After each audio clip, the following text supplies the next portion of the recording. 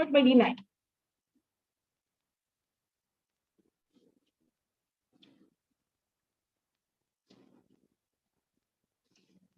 So yeah, in the page number 29, in the introduction part, you will find out the biography of William Shakespeare. So let me just out that. Okay, a short bio of William Shakespeare. William Shakespeare was born in April 1564 and died in 23rd April 1616. He was an English poet, playwright. William Shakespeare is widely considered to be the greatest writer in the English language.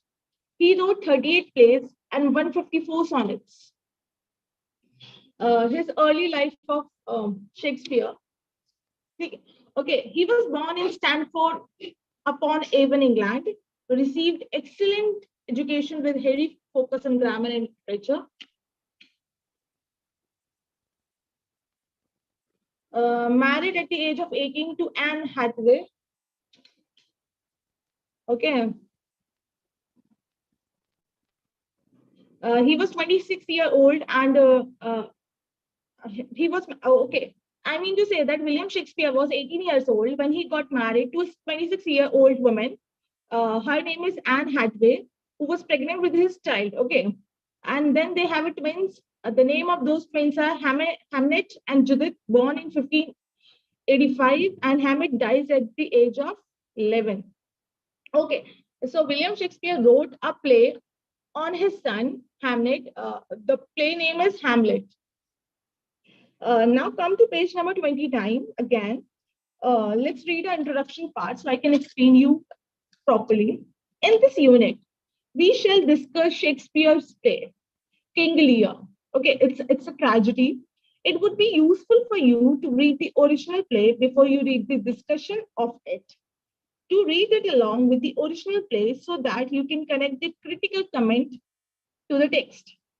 Before taking up the study of this play, let us briefly look at William Shakespeare's life and contribution to English literature. Okay, so as I told you, Shakespeare is a prominent writer of his era. Even till now, without reading Shakespeare, we cannot read English literature. And the greatest contribution was given by William Shakespeare. Okay, we shall also discuss the features of tragedy and attempt to evaluate King Lear as a tragedy. So how it is tragedy, even we are going to discuss that in this class. After a close reading of some of the scenes in the play, we shall study the main character and some critical issues in the play.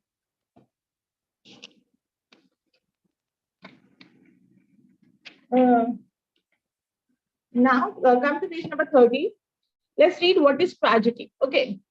What comes to your mind when you read the word tragedy? What clicks in your mind? So, the tragedy is something which ends not in a very entertaining or very romantic or not even a very, happy, in a happy note. Okay, tragedy is something in which it ends with someone's death.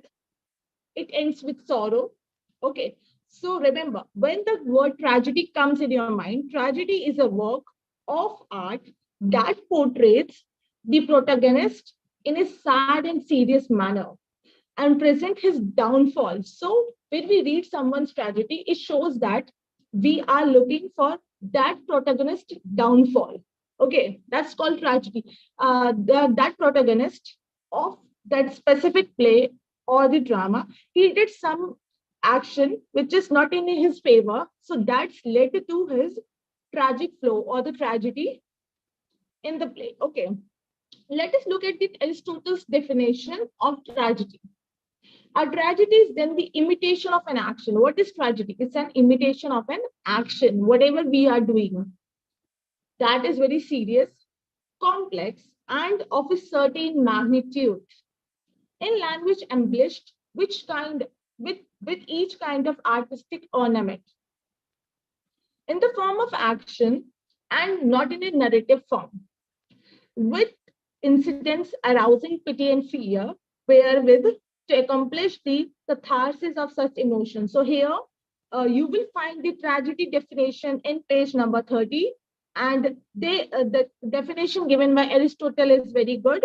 You can read it, you can find it, and in that definition, he explained tragedy as a very serious and complex certain magnitude in a language which an author or the poet wrote in an artistic ornament, okay, in the form of action, not in a form of narrative form. Okay, it was in the form of action. So whenever you are going to read a tragedy, it is in a form of action, not in a narrative form. Okay, with incident arousing what kind of emotions the tragedy aroused: pity, fear, wherewith to accomplish the catharsis of such emotions.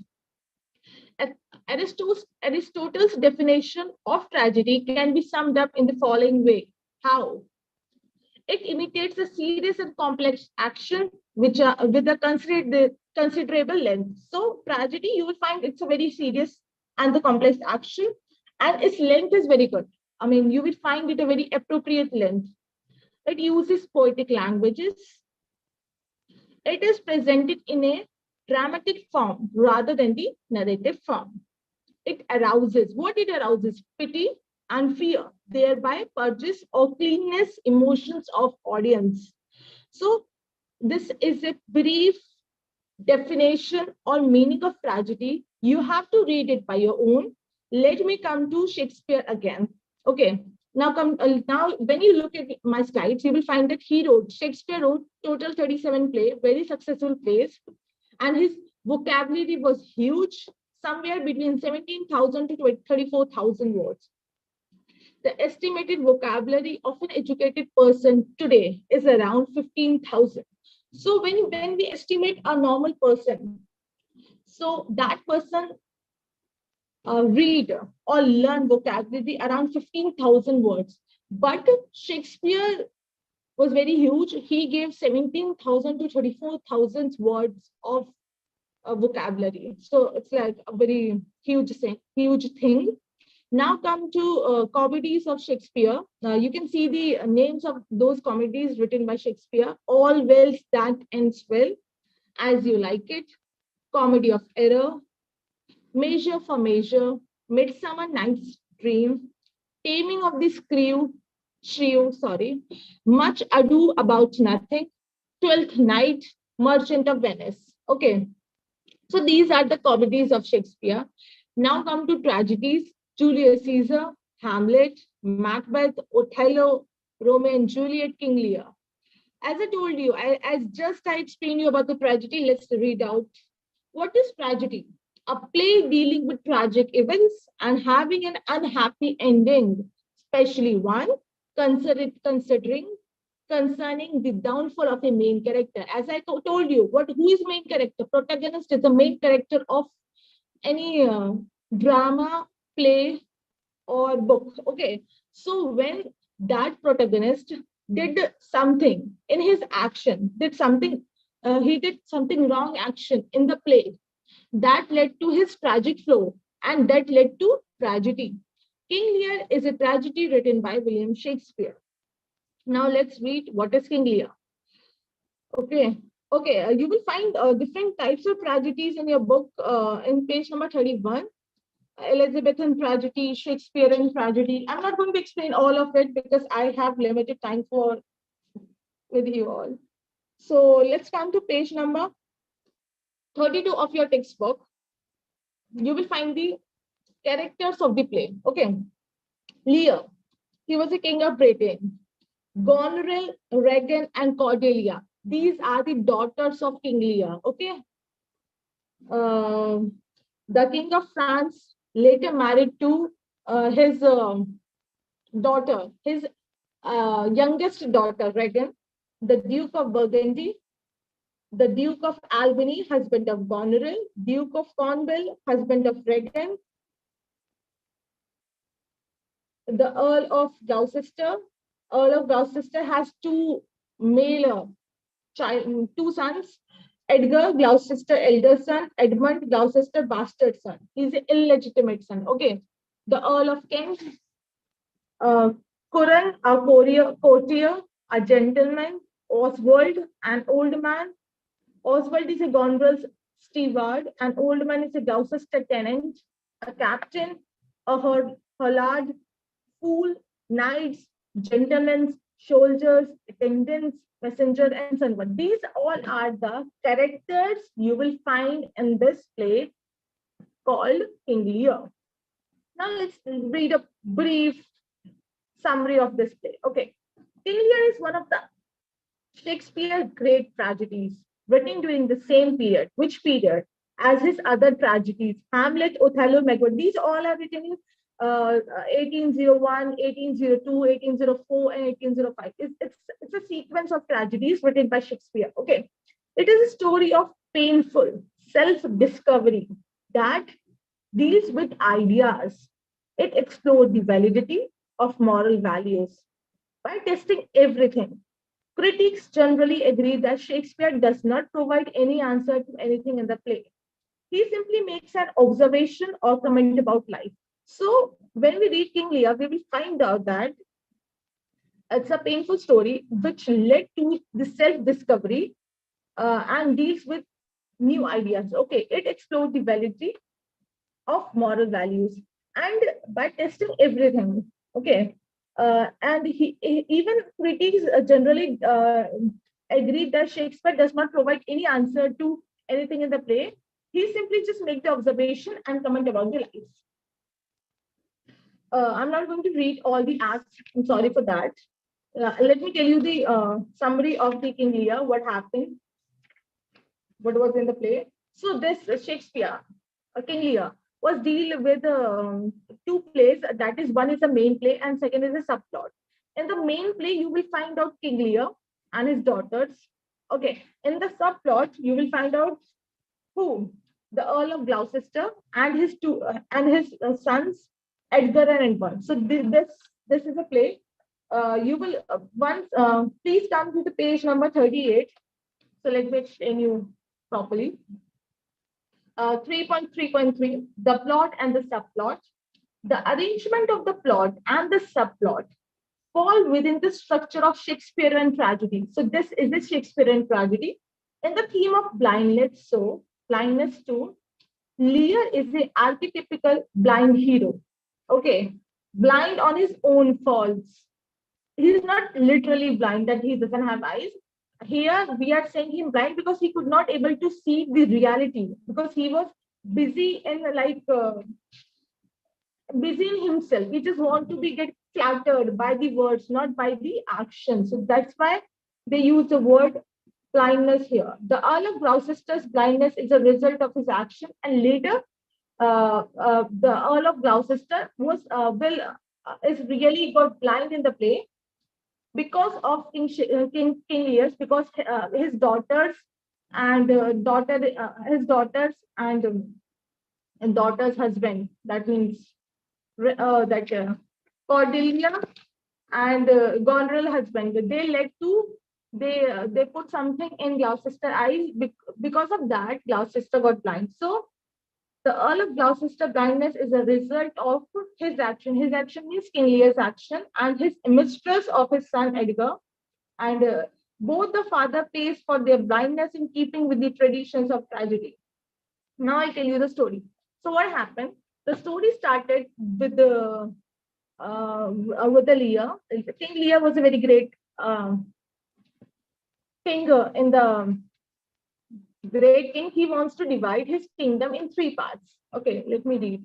King Lear is a tragedy written by William Shakespeare. It describes the story of a king falling into madness after he disposes of his kingdom, giving his legacy of two of his three daughters based on their flattery of him, but not to the one who actually loves him, which brings tragic consequences for all in the end. Here, a character list, you will find out main plot character, King Lear, as I told you, tragic hero. Goneril, eldest daughter of King Lear. Albany. Let me see how many students are there. Okay.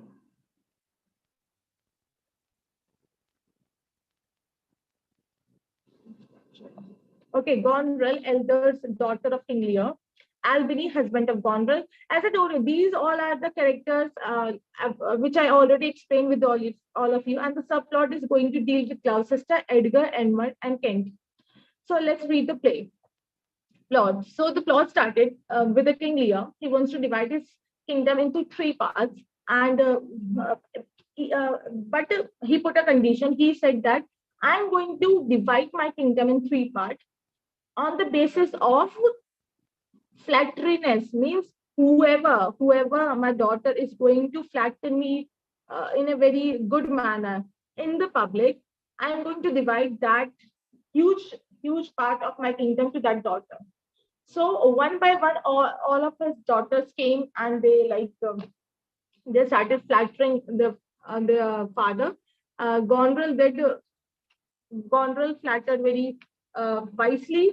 Same with Cordelia. But when the time of Regan's come, she said, "My father." She didn't flatter her father in the way these both daughters flattered. So because of anger, King Lear,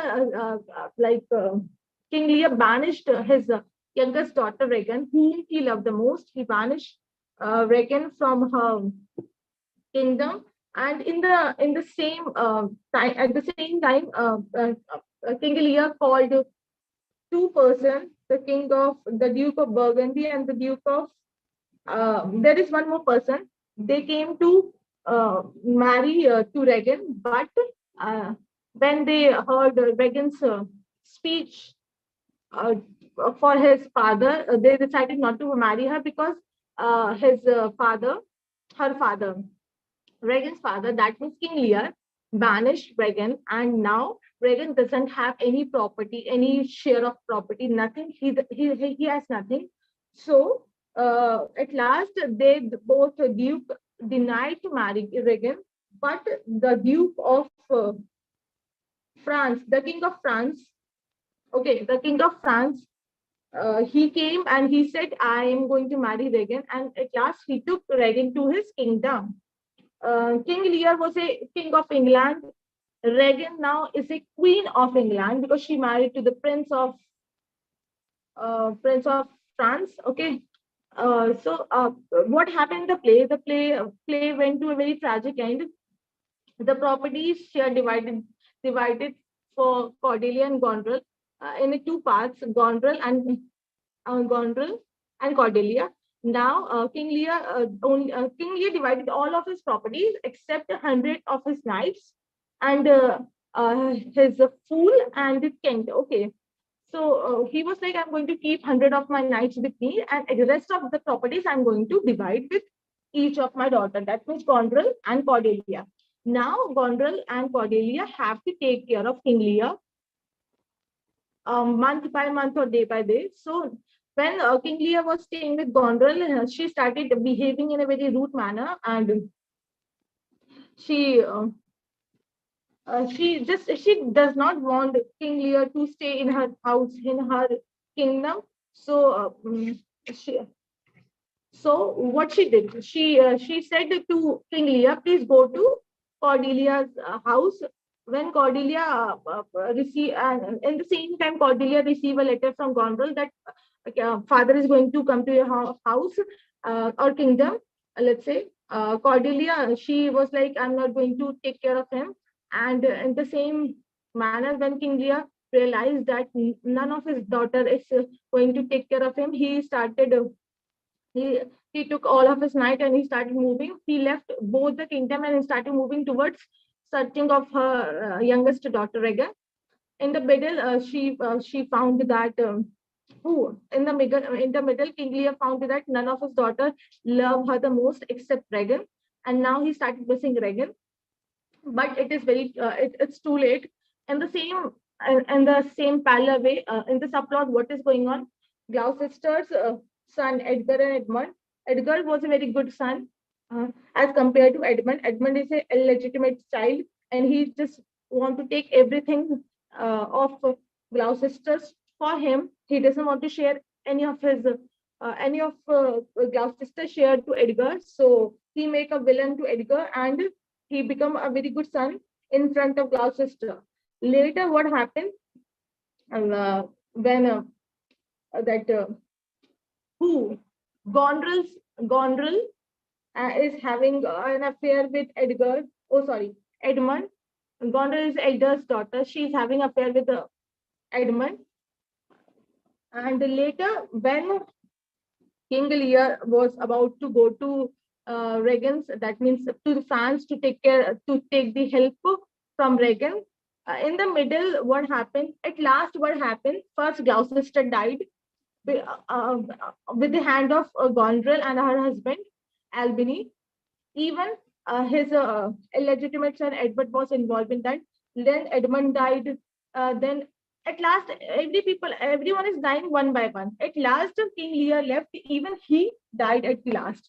So elderly King Lear decided to give his, as I told you, give the kingdom to his three daughters, Gondrel, Regan, and Cordelia. He promises the largest portion to the kingdom of the daughter who best expresses his affection for him. Gondrel and Regan both deliver widely embellished speeches. Cordelia, Lear's favorite, merely speaks the truth and is banished because of it. The themes of the play you will find out in this is love, betrayal, revenge, loyalty, and foolishness. All things are not as they appear. Greed and lust for power corrupt human beings and bring their downfall. Suffering can transform a contemptible human beings in a good person. So you will find, once you all will read the play, you will find out what I was explaining. Let's go through the question and answer if it doesn't have any. So you have to read even the major character, okay? In the page number 39, read all the character, read the theme, and this will clear. Now come to, I'll explain sonnets later, once again. Now come to play unit 5th of friendship and of studies. Give me a second.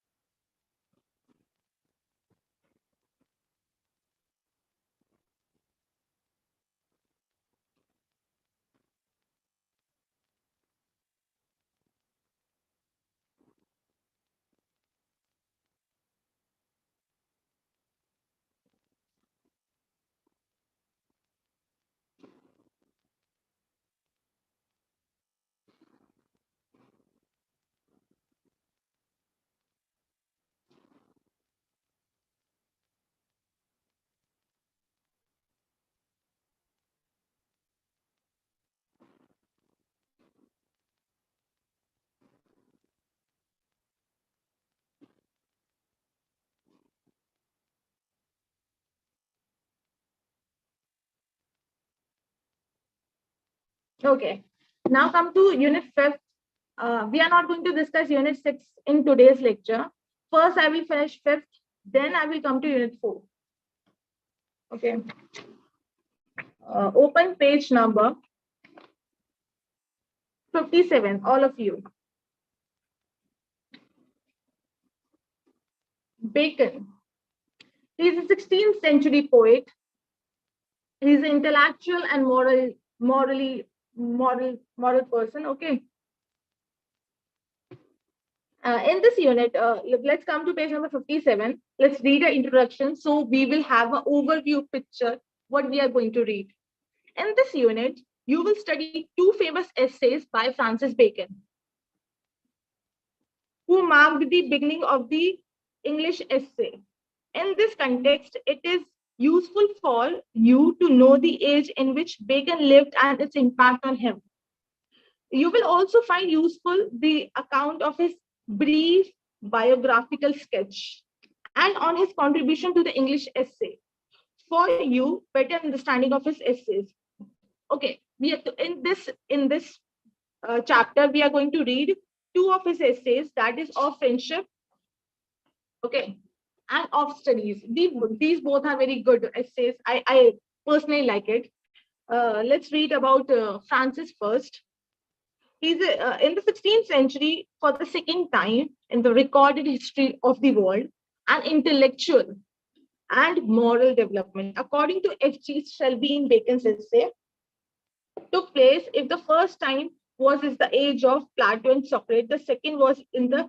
So here they are saying that first, when we compare two essays, two ages of great essays, the first age you will find of the age of Plato and Socrates, where you will find a great essays based on morality, and second you will find in the 16th century where Francis Bacon wrote his essays based on morality or friendship. He wrote so many essays. Okay, in this, when the revival of learning, a reaction to the revolt of reason against authority of the church authority, led to the emergence of new revolt. As I explained you, when why church lost its power, I explained you because uh, why church loses power. Here, black 100-year war was going on. Black one third of the population died because of Black Death, and peasant revolt is also going on. So people are suffering a lot at this time. Okay, and when Black Death was going on, one third of the population died, right? And when do those people go to churches? Before that, what happened? There was Catholic Church. They used to go to the churches in front of clergy. They accept their sins, whatever they made, and they pray. They give pennies, money to that clergy to reduce their sins. That was a ritual happened at the time of 16th century or before 16th century. Then when people find out that even when we are paying money to clergy, we are accepting our own sins, we are accepting everything, and still our loved ones are dying because of that death, and God is not listening. That is why Catholic Church lost their power, and then it led to the emergence of science, technology, and even people started reading themselves. Before that, they used to depend on clergy, priest. Now, after that, they find out that no one is going to help them. They started reading themselves. And the textbook and the manuscript came from Italy mostly, because when the Crusaders go to Italy or any other countries for the land or for anything, they used to take the manuscript of those countries. Especially, they took the manuscript of Italy, and then they brought those manuscript to England. The people of England started reading that, and they will find it very interesting. They will find the reason behind it. They will find why they are suffering. So that is why when they started reasoning themselves, they started using their own logic. They realized that Catholic Church is a Catholic Church, and the clergy of those churches are only using them. They are using them for the purpose of money. They are not even reducing any of their sins. So that was the reason why church lost power. And when the people started reading by themselves, that led to the age of revival, also called the age of learning, which is 16th century age. And then come to Francis Bacon. Okay, this new world was marked by a spirit of inquiry in religion, philosophy, and science. Okay, people broke free of the shackles of a higher authority. Higher authority means people broke shackles from clergy, from churches, Catholic churches, and reason are argued for the independence of the thought and action. Now they are saying that we are not going to listen you blindly. We are going to use our own logic, own reason. Okay. One of the most prominent figures of this movement was Sir Francis Bacon, whose intense patriotism and lofty aims and enthusiasm gave the movement in momentum. His first and most important contribution to this cause was to reform the scientific method. Okay, he wanted to reform the scientific method. Although Aristotle was being taught in the school, Bacon found this to be the unfruitfulness of his way. There was no art of invention. Bacon bemoaned this. Science had made discoveries, even if only a few by accident and not by design. The growth of science was further styled by the jealousy of clergy and statesmen. Okay, as I told you, why See, these all are the linked system. Clergy lost, Catholic Church lose their power. It led to the aristocratic people or clergy people lose their power, and they become jealous of science because people started using their own reason, own logic. But Bacon believed that there was still hope for the development of science due to both the fact that unexpected discoveries had been made, and secondly, the extension of cosmography. He believed that in order to succeed, the two necessary requisites were a right conception of the end and the aim of science, and the method which should correct the natural defects of the intellect should put all inquiries on one level. So here, Francis Bacon, on his century, he was focusing more on science. He was focusing more on logic, and his even the essays are based on them. Okay, let's read about Francis Bacon a bit. In the 16th century, he was intellectual and moral development took place.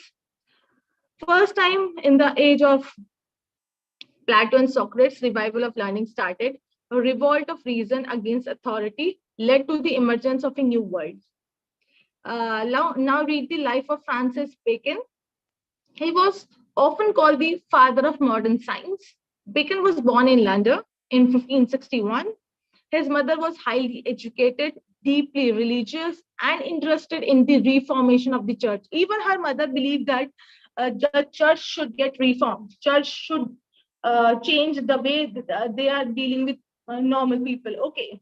He entered Trinity College, Cambridge, at the age of 12. His religion is Protestant because he was against Catholic Church. And whoever is against Catholic Church or Catholicism, those person is called Protestant, rejected Roman Catholic Church. Okay. Now read about a bit of Bacon. He was a philosopher, more than an essayist, a reformer, or a barrister. Francis Bacon is known as a philosopher. His favorite quote is knowledge is power. He believed that if a person wants to be powerful, he should have knowledge. Okay, and now come to page number 58, all of you. Let's read a life of Francis Bacon. As I already explained a bit, still I want to read it for all of you, so it will make very clear about Francis Bacon. Francis Bacon was born in London, as I explained you, in 1561. His mother was highly educated, deeply religious, and interested in the reformation of the church. Her strong will and narrow Calvinistic beliefs influenced her son from an early age. His serious mind and confidence attracted Queen Elizabeth, and she made him her young Lord Keeper. Even he was a Lord Keeper, young Lord Keeper of King Elizabeth. He entered Trinity College, Cambridge, at the age of 12. He studied law and became a barrister in 1582. 2 years later, he became a member of the House of Commons. His opposition in 1584 to Queen Elizabeth tax program retarded his political advancement. While in the earlier days, he supported the Earl of Essex. Bacon in 1601 was involved in his prosecution with the accession of James I. A number of honors were bestowed on Bacon. He was knighted in 1603, made Solicitor General in 1604. You don't remember all this thing, it's just for the information. Attorney General in 1613 and Lord Chancellor in 1618. He was later titled Lord Verulam and Viscount St. Albans. Since Bacon did not come from a rich family, he was always hard pressed for money. Hard pressed for money means we call it another proverb of hard pressed is tight fisted. That means limited money. For a moment, on one occasion, he accepted a litigant's bribe in 1621. Just 4 months after that, he made a peer. As a result, what happened? He was evicted from office and went into retirement and died in 1626. He was buried at St. Michael Church in St. Albans, just north of London, Hertfordshire. So he wasn't died in like other poets on Westminster Abbey. He was buried in, remember, Hertfordshire. Okay. Bacon, the philosopher, more than an essayist, he's not just an essayist, a reformer or a barrister. Francis Bacon is known as a philosopher.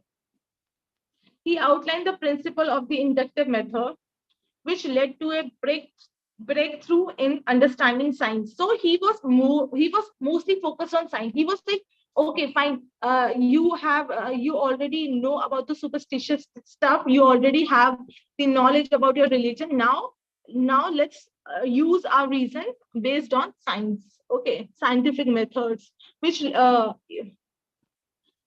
um, this method of induction was the approach used by modern science rather than a priori method of medieval scholasticism. He said there are and can be then 1 second, this is not visible properly. Let me read 2 second paragraph because this is a very blurry paragraph. I cannot see. The words are missing here, lines are missing here. Every scientific idea, he argued, must be tested by experiment. He's saying that we should focus on science because science has fact.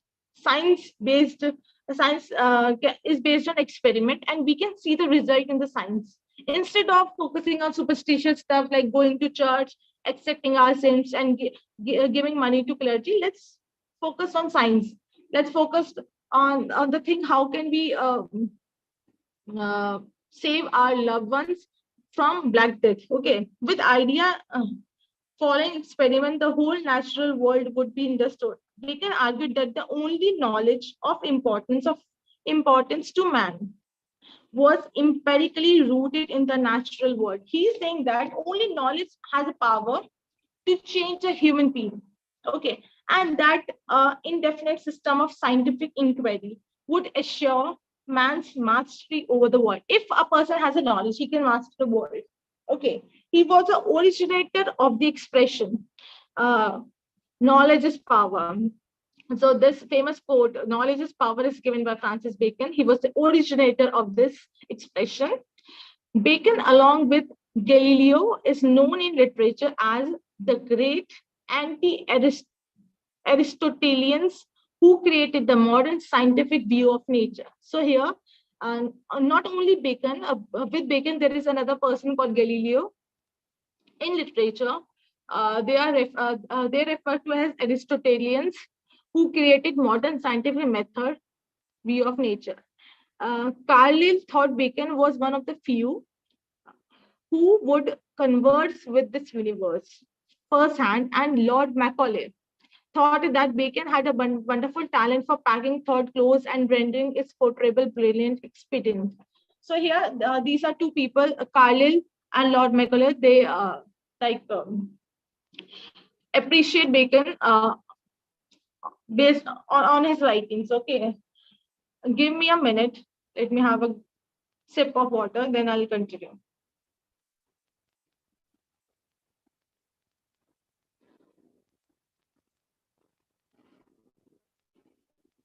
Okay, now come to page number 59.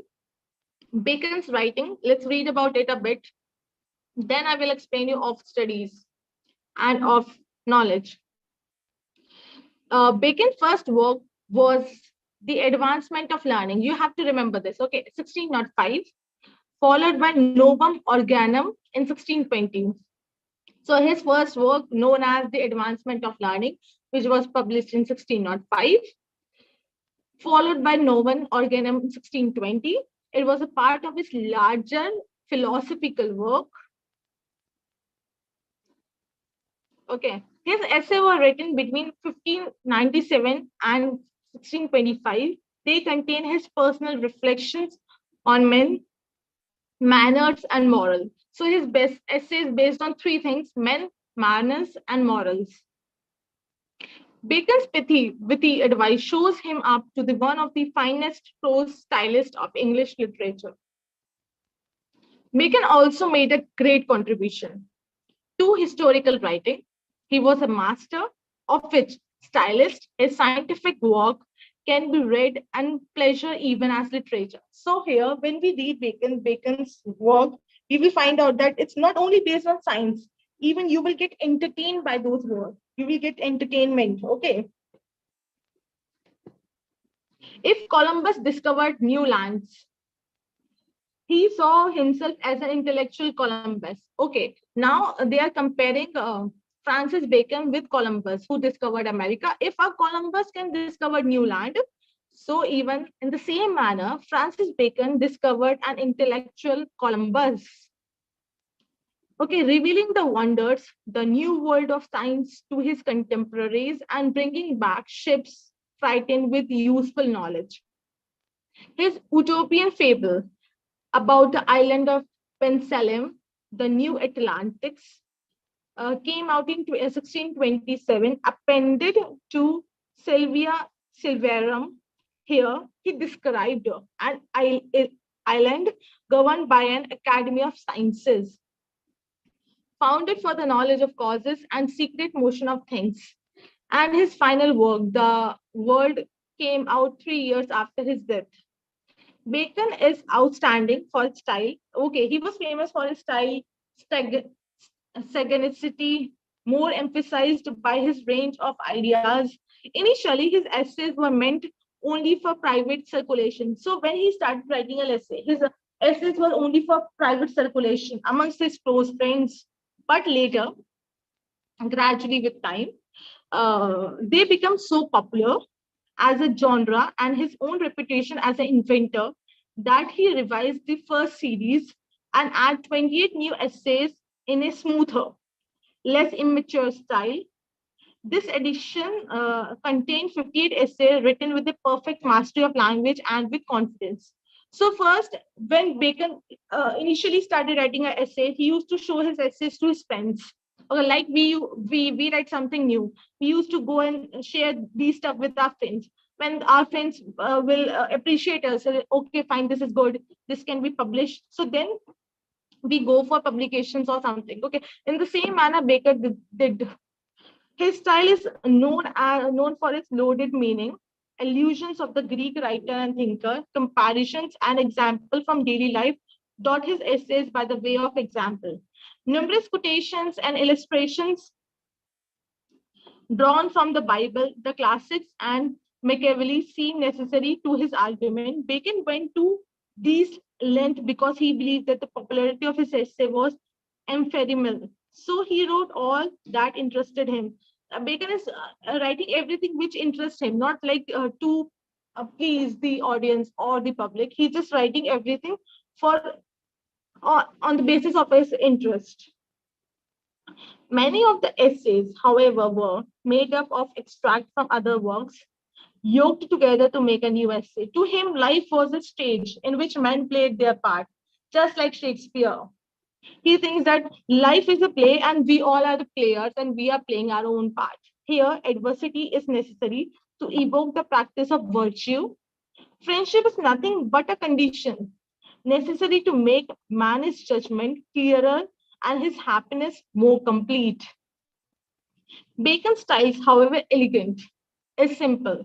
It is complex and reaches a state of ease. So here his essays are based on complexity. It reaches to the state of ease. Even the clarity of thought you will find out in his essay. He even used natural metaphors, plain words, and commonplace ideas and direct syntax. In fact, even you will find there's a direct correlation between Bacon's personal style and living habit and his writing style. Okay, there was a saying now, if you read a book, you will find the author's mind in that. So in the same way, when you read the Bacon essays, you will find what exactly a person he is. Okay, both smacked of extravagance. So extravagant and flowery was his writing that Dr. Johnson observed. Our dictionary of the English language might be compiled from Bacon's work alone. Today, readers take his writing to be a perfect model of plain language and transparent meaning. After reading his new King James, to whom Bacon had proudly dedicated the volume, commented that it was like the peace of God which passed all understanding. Now come to the text of friendship.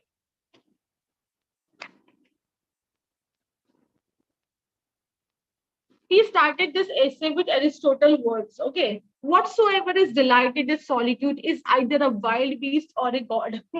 So here he is saying that whatever is very delighted or attractive to you, it can be a wild beast, whatever is like new for us, exciting for it. It either it can be a wild beast, evil thing, or a god. Francis Bacon said it had been hard for him to put more truth and untruth together in few words. He is saying that for me it's very difficult to put a truth or a lie in few words than in that of speech. Okay, because man cannot live alone. That's the reality. A man cannot live alone. Human nature demands company and social contact.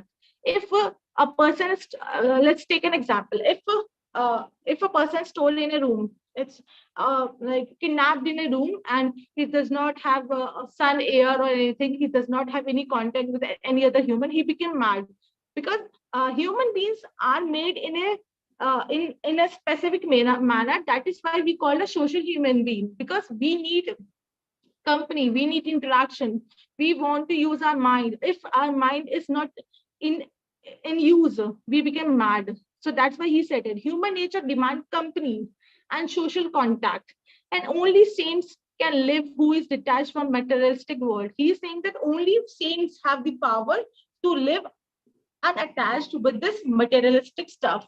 Isolation and solitude are trait of either wild beast or heavenly god. He's saying that isolation means like away from world or away from the people. Isolation and solitude, these are the traits you will find whether in wild beast or in heavenly god or in saints, not in normal human beings. Consequences of such isolation can be like a double-edged sword.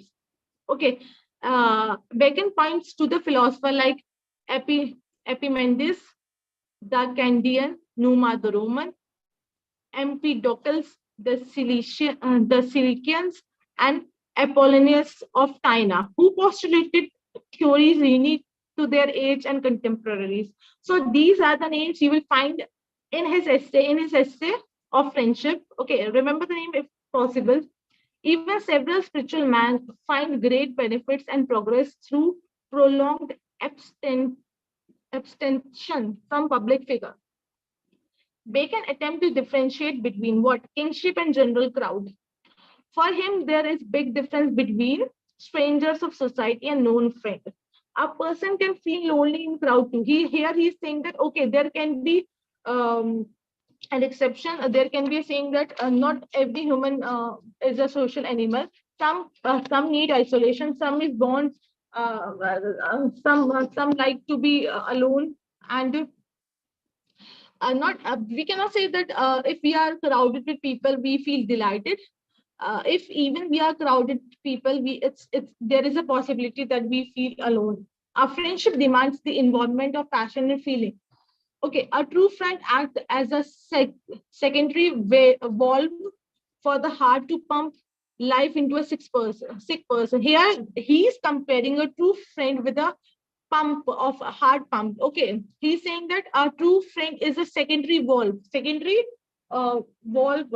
Valve is a scientific term. It's in the heart, which attached, which help to regulate the blood flow. Okay, so here he's comparing true friend with that valve, heart pump valve, which help a sick person to recover. Okay, now Bacon comments on some historical examples. He says that Roman ruler Sylla gave Pompey the moniker of the Great. However, consumed by arrogance, Sylla's friend Pompey uh, reprimanded and rebuked him in public when they had some disagreement. Similarly, okay, these all you will find in your textbook in page number 60 and 61. Okay, now Bacon come up. Okay, similarly, Decimus Brutus gained Julius Caesar's friendship and became his most trusted advisor. Caesar was so entrenched in his devotion to Brutus that he made him his here apparent as well. His blind trust in Brutus caused Caesar's final downfall. Caesar, fearing a calamity owing to his wife Calpurnia blooded nightmare, had decided to dissolve the Senate. History is replete with examples of powerful men who committed the biggest of blunder and damaged their name and position only for a want of some good advice from good friends. So here, in the essay of friendship, we'll find that Bacon gives so many examples, two, three examples, in which he mentioned that if that those people have a very good friend who can give them a very good advice, that can help them not to commit a biggest crime and can save. So that is why a need of friend is very important in our life. And if you have a friend like that, if just keep them safe, just keep them in your life. To conclude the essay of friendship, Bacon claims that the two main advantages of friendship are emotional support and good advice. Obviously, whenever we feel alone, or we feel that no one is like understanding us, we used to go to our friends, we used to share our stuff with friends, right? So whenever we are going to friends, either we will get our emotional support, they will help us to go through with the feeling, or else they will give us very good advice. Okay, every human being is faced with things that he cannot accomplish on his own. It is here a friend is more than one body. A friend is not just a body, it's more than that. He is more than his own self. As discussed in ancient time, a friend is a replica of oneself.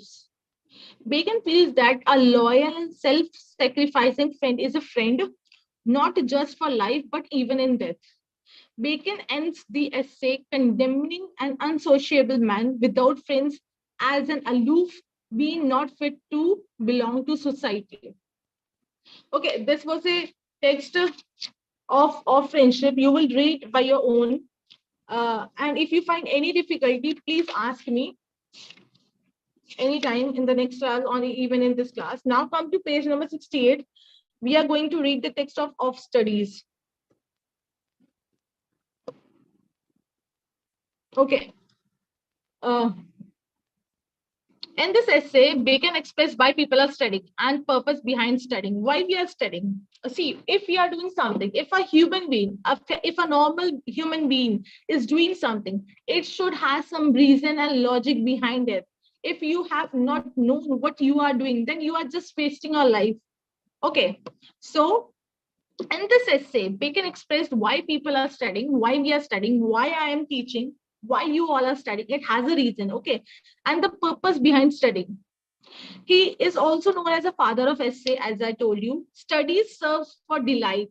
He's saying that at that time in the 16th century, studies serve for delight, for ornament, and for ability. Here he's saying that people used to study at that time for delight, just because they want to look attractive in front of other people. Okay, for ornament, or else they want to keep their knowledge, intellect, like an ornament in their neck or in their ear or in their wrist, okay, or for ability, or just they just want to know how to reason themselves, how to know themselves. Okay, so studies, he's saying that studies is for delight, for ornament, and for ability. According to him, people read because they want to feel delighted. They want to feel delight for entertainment. They want to pass their time. And in the next line, he's saying that some people read because they want to feel delight for entertainment. They just want to pass their time. For delight, he used it. For delight means they just want to entertain themselves and to pass their time. For ornament, to show off the people that I have this much knowledge, how much knowledge they have. Okay, and to ability to debate and to degrade opposite person by their knowledge.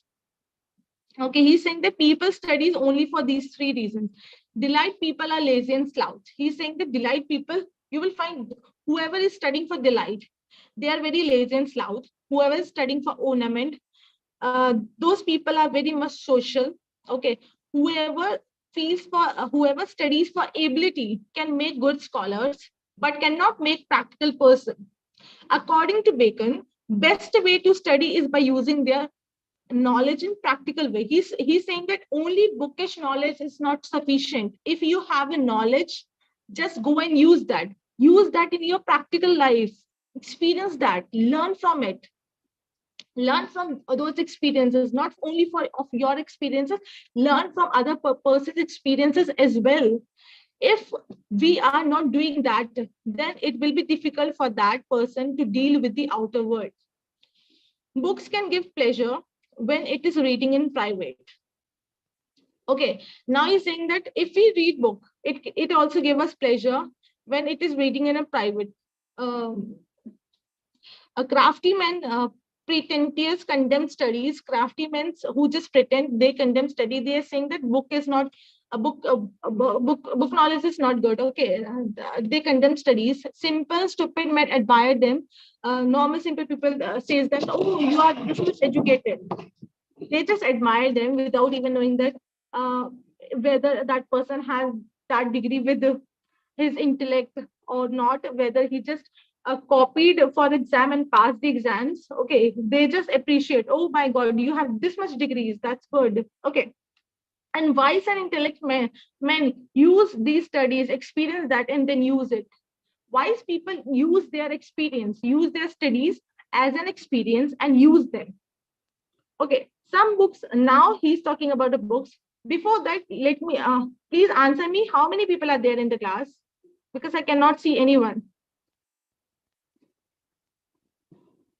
Okay, 8 people are there in the class. Say something at least. Yes, ma'am. Good afternoon, ma'am. Good afternoon, Merlin. 7 of us are here, I think, ma'am. What? 1, 2, 3, 4, 5. 6 of us, I suppose. I didn't get you. Can you repeat it again? 6 of us, ma'am. 6 of us. 6 of us are there. Okay, fine, good. So, do you have any difficulty till now in King Lear on and on off knowledge? It's clear, ma'am. We just have to learn those points. Okay, that's good. No, ma'am. Fine, I'll continue then. Okay. Yes, Now ma'am. he in the few after few lines Francis Bacon said something about books. He said that some books are to be tasted, other to be swallowed, and some few to be chewed and digested. He's saying that, see, there are so many books in the world. Okay, you cannot go and read all of them. You have to choose which is appropriate for your taste, which can be swallowed. Swallowed means which you can learn it thoroughly, and which can be chewed, which is like after learning you are just digesting it because it will be useful later. It will be like energy. It will be useful later. Okay, so that is, some books are to be read only in parts, other to be read but not curiously, and some few are to be read wholly with diligence and attention to guide our behavior. Some books also may be read by deputy and extract made of them by other. You will find all this. See, whenever you are writing an answer, you have to mention all these things. The first thing is here. Studies are for delight, for ornament, and for ability. That can come the question in your exam. So make sure that who said that studies are for delight, ornament, and ability. Then about the book, who said that some books should be tasted. You will find these kind of quotes in Google as well. Okay, so you have to remember everything. What Francis Bacon used in his essay, what kind of word he used in essay, for whom? For studies he used ornament, delight, ability. For books he used tasted, swallowed, chewed. Okay, reading develops the mind of people. Now he is talking about reading. He is saying that reading develops the mind of people. Conversation push people to think and respond. If a person is not writing much, that means his mental power is good. He's saying that, it's according to him, he's saying that if a person is not writing, some people are there in the class who used to write each and every word his or her teacher is explaining. Okay, but some people are like that, they are just listening very keenly, and they just remember everything in their intellect. Okay, so he is saying that if a person who is not writing so much, that means his mental power is good because he is storing everything in his memory. But few who doesn't have that much good mental power, they are just like writing everything. They are storing every information in their textbook or in their notebook. If a person, now he's talking about people, okay, he's saying that if a person speaks less, then he should have knowledge to express himself in few sentences. If you are speaking very less, that doesn't mean that you are arrogant or you are like introvert. You are just answering those questions in a very specific manner. Okay, you don't have to like give a huge paragraph to express your words. That person is expressing themselves in a few words. If a person read little, then she should be clever. If a person is reading little, then that person should be. If you are not reading, that means you are not that means you are clever. That means you are not a clever, sorry. If you are reading, if a person read little, then she should be clever. If you are reading less, that means you should be clever. Either you have knowledge for that, that is why you are not reading. And if you don't have knowledge for that, and even if you are not reading, that means you are not clever. Okay. Then Bacon explained about subjects. Now he's saying that history makes a man wise. He's saying that if you read history, you will become wise. Poetry person is clever because poetry people use a great imagination. They use a great imaginative power. Okay. Mathematics help to increase intellectual strength. Okay. Philosophy, reading makes men morally high. When we read philosophy, we will make our mind morally high, because whenever we are reading philosophy, it is giving us more morally advices. So that is why after reading philosophy, a person becomes morally high. Logic and rhetoric, that means expressive person, can be debate anywhere. If you are very expressive, if you are very talkative person, you can go anywhere and you can debate with any person. If you have the knowledge about that topic, okay, it's not like that you don't have knowledge, you have half knowledge, and if you are going and talking and started debating with anyone, okay, this is like uh, insane stuff. Don't do that. If you have a knowledge regarding anything of any topic, just go and debate. If a person is suffering from physical illness, now he's talking about physical, okay, that person can play variety of games to recover himself. Okay, if a person is suffering from mental illness or weak from mind, then that person should read varieties of subjects. Now he's comparing that if you have, if you are injured, let's say, if I am injured, let's say, why should I say you? If I am injured and my hand's bone is broken, now what doctor will suggest me? Go and do um, exercise, okay. But if my mind is injured, let's say, what should I do to recover our mind, to recover my mind? I should read varieties of subject, varieties of books, so that my mind is start working. So in the whole this is all about of studies text, okay. Let's read from your book. Just give me a minute of break to have a sip of water, then we'll read page number 68.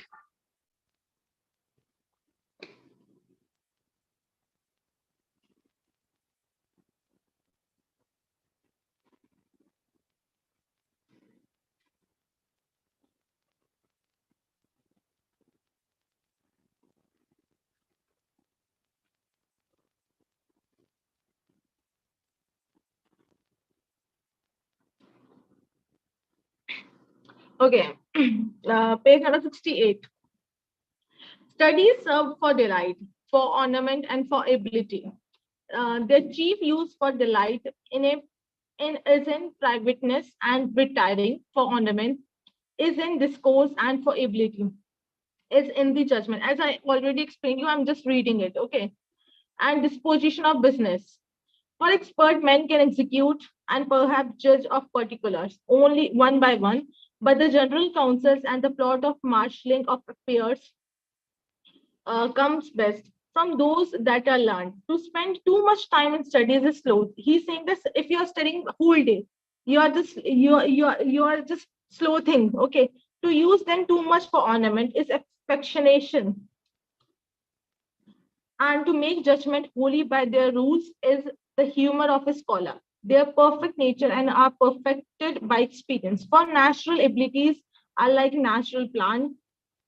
They need proning by study and studies themselves do give forth direction too much at large, except that they be bounded in by experience. Crafty men, now they are talking about men. Crafty men condemn studies, simple men admire them, and wise men use them, for they teach not their own use, but that is a wisdom without them, and above them, won by observation, read not to contradict and confute, not to behave and take for granted, nor to find talk and discourse, but to weigh and consider. Some books are to be tasted. Now he's talking about books, other to be swallowed, and some few to be chewed and digested. That is, some books are to be read only in parts, other are to be read not by curiously, and few books are to be read wholly and with diligence and attention. Some books also may be read by deputy and extract made of them by others, but that would be only if in the less important argument and the meaner sort of books. Else, distilled books are like common distilled water, flashy things. Reading make it a full man. So you all will read this by your own. And now let's come to sonnets by Shakespeare because I need to finish that in 15 minutes. 1 second. Come to page number 43. What is sonnet? Anyone has any idea about it? A sonnet is a 14-line poem, usually in iambic pentameter, which has a definite rhyme scheme. Okay, sonnet is a 14-line iambic pentameter poem, which has a specific rhyme scheme. Pentameter stands for a metrical verse. Okay, you will find this in your textbook in page number 43. Open it. Pentameter stands for a metrical verse line having 5 main stresses or a line of 5 feet. The name sonnet is derived from the word sonnet, to which in Italian means little sound. So sonnet comes from a Italian word, which means little sound, and iamb is a short beat. It's a beat, long beat rhythm, short and long beat rhythm. It is also known as the trough and crest unit. Okay, the first word of syllable is unstressed, while the second is stressed. Since Chaucer's time, the pentameter has almost always an iambic line of 10 syllables. This has enjoyed a special status as a standard line in many important forms, including blank verse, the heroic couplet, ottava rima, rhyme royal, and the sonnet. Okay, these all are the ways of writing text. Blank verse, heroic couplet, ottava rima, rhyme royal, mostly used by Chaucer, and the sonnet used by Shakespeare. In its pure iambic form, the pentameter shows a regular alternation of stressed and unstressed syllables in Gray's Elegy. The line, the curfew draws the knell of parting day, is in iambic pentameter. Sonnets also use literary devices such as personification. These all are the literary devices. Personification means we are comparing some non-living thing to a living thing, to a person. Assonance, that means same sounds. Alliteration, repetition of the same syllables or the sound. Metaphor, we are comparing without using like or as. Simile, we are comparing using as or like. And turns, these all are the literary devices. You should have knowledge about it. However, variation exists. There are different styles of sonnets. The Italian, which is also known as Petrarchan Sonnet, the English or Shakespearean Sonnet, and the Spenserian Sonnets. Let's read the Italian sonnets first, which is also known as Petrarchan Sonnet. The Italian sonnet was the first form of sonnet and was written by Giacomo da Centineo. Remember, he is an Italian writer in the 13th century, but it was made famous by Francisco Petrarch. That is why this is known as Petrarchan sonnet. This sonnet is first used by Giacomo da Centineo, but it became famous because of Francisco Petrarch, who greatly contributed and changed the sonnet in 14th century. There are two main topics this sonnets was set to: nature and courtly love. So this sonnet is based on two things. First, nature.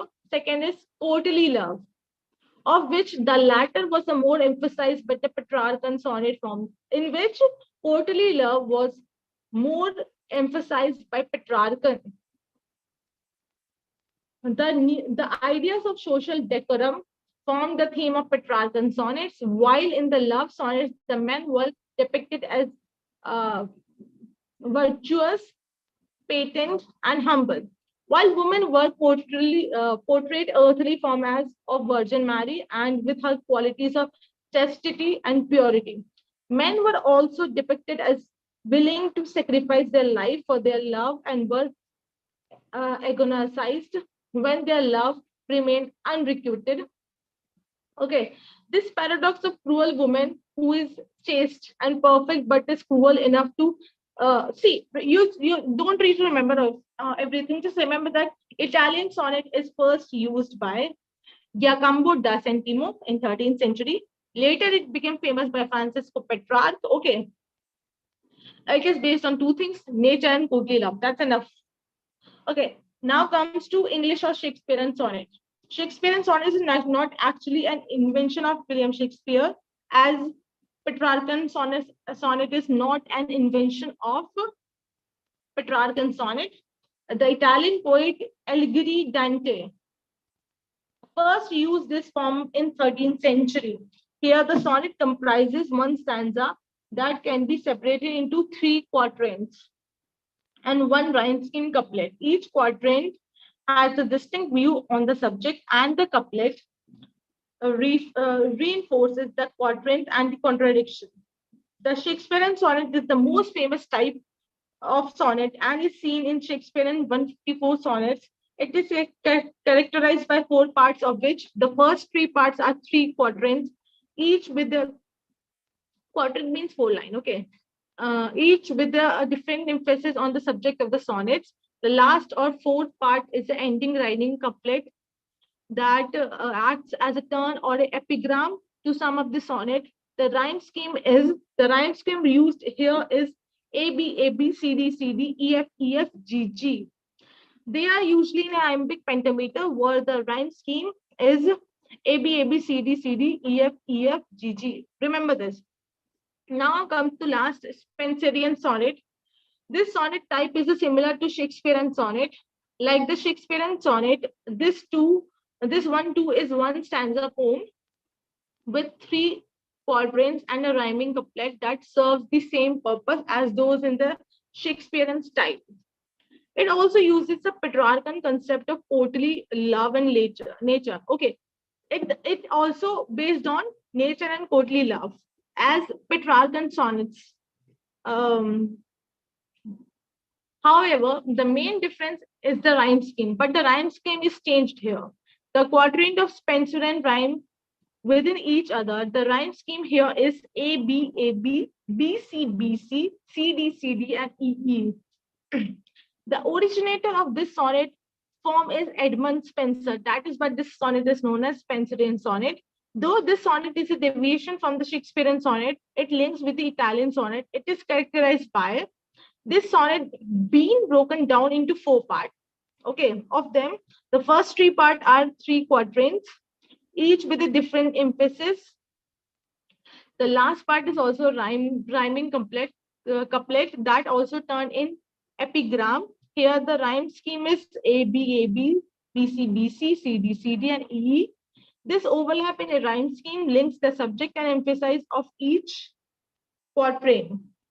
These sonnets are usually used in iambic pentameter, but sometimes the form deviates. The sonnet lost its preeminent position towards the end of 16th century. In fact, Shakespeare often used it only to make fun of its conceits and conventions.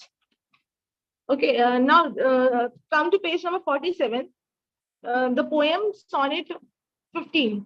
When I considered everything that grows, holds in perfection but a little moment.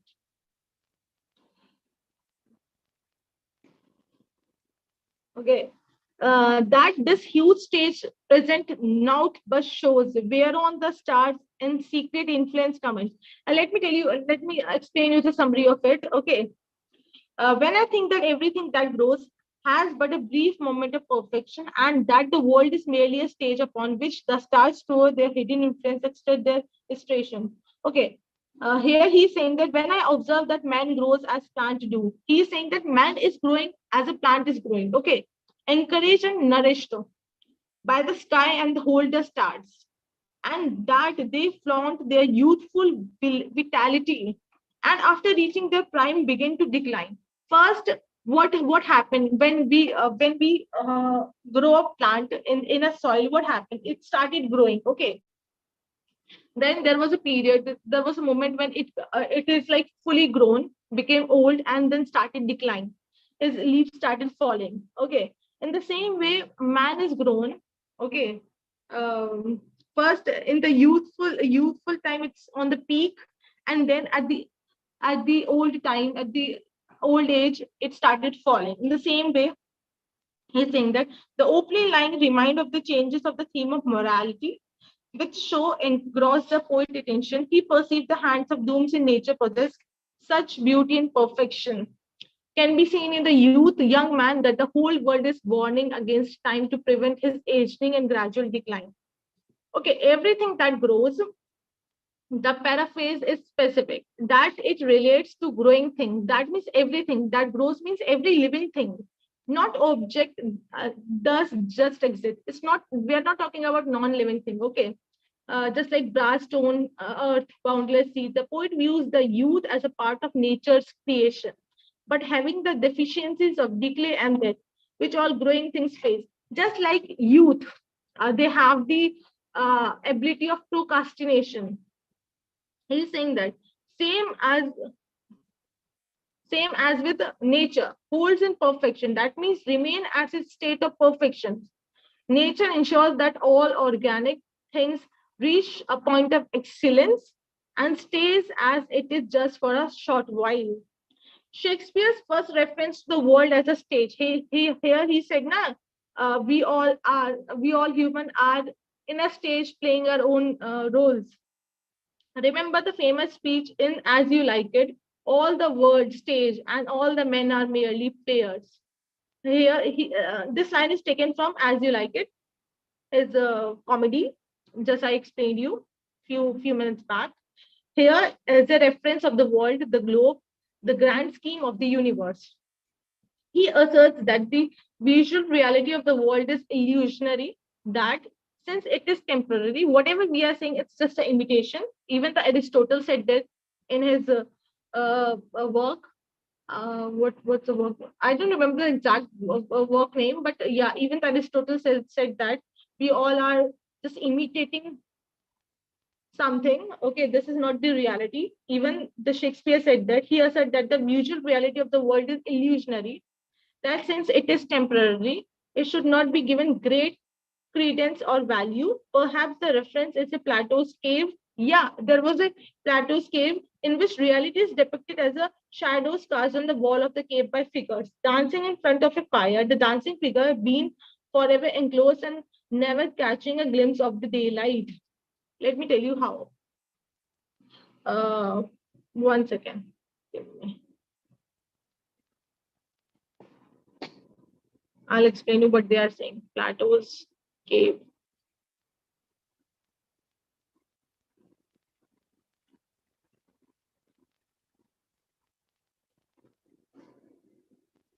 See this picture. You will find out that here the people, whoever seeing this shadow in the left side, okay, they are saying that this is reality, but reality is somewhere on the top when where people are going above. Okay, so people who are sitting at the last on the left hand side, at the last where they are sitting and seeing the shadow, they are thinking that this is the reality. But what is that? There, in reality, this is just an illusion of another's reality. In the same way, another people are thinking that this is reality, but that is also the illusion of another's reality. And when those people who come out from those illusions to the reality, then they face the reality. So this is what he is saying. Shakespeare is saying in his work. Okay,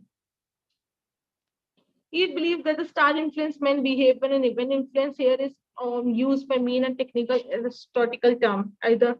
Okay, you just read it by your own. I'll explain it properly. Okay.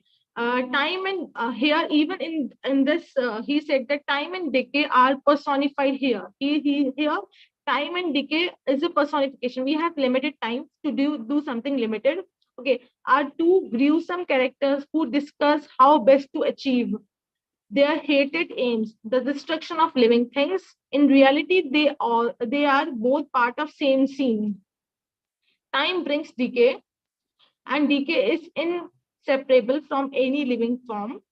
Remembering Coleridge's Ancient Mariner, okay, again he is comparing his work with Coleridge's Ancient Mariner. In two spirit, death and life, in death dies of soul of mariner. The singular noun gives a more forceful picture than the common phrase, as if highlighting a particular recent day when the youth was at his best. Night is black and digny.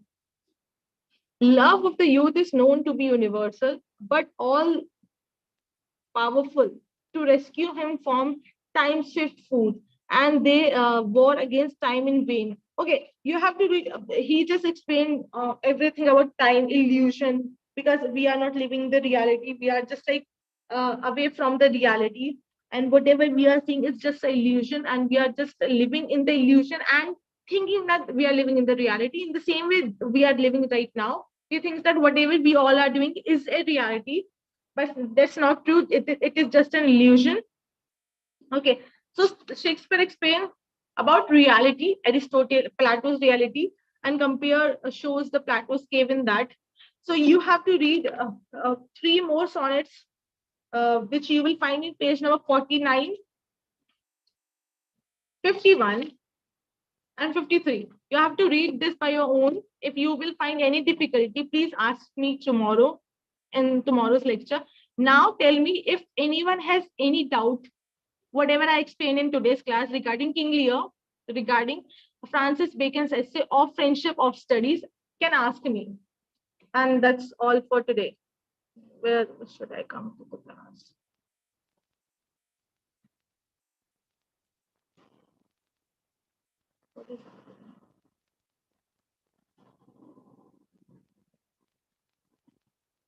Anyone has any doubt?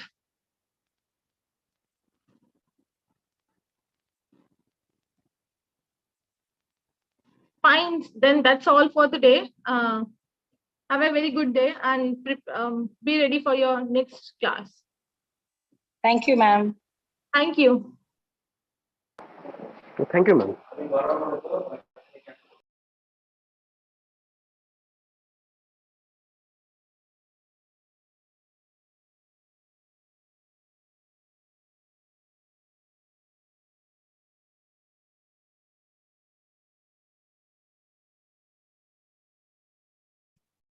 Thank you, ma'am.